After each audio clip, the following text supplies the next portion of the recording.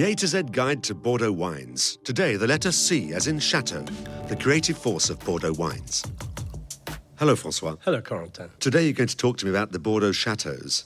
You know, it's a typical expression in the Bordeaux region.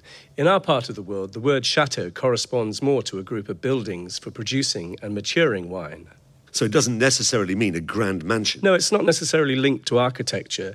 It's more in connection with the concept of wine. A wine is the interaction between the soil, the climate, the grape variety, and the wine grower's know-how. Is it possible to visit these wine estates? Yes, of course, and I would advise you to do so. There are 8,000 little treasures to discover in the Bordeaux region, from small family-owned estates to vast domains with Bordeaux grape-classified growths, and they're all open to the general public. You know, opportunities for wine tourism have developed enormously over the past 20 years.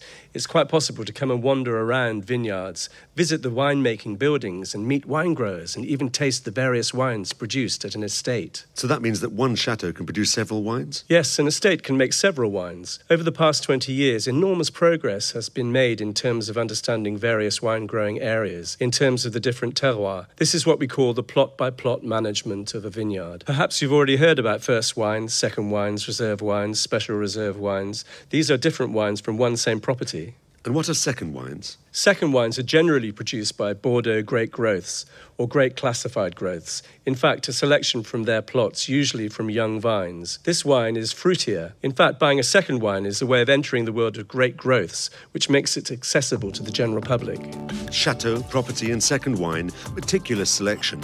Now you know as much about Bordeaux wines as I do.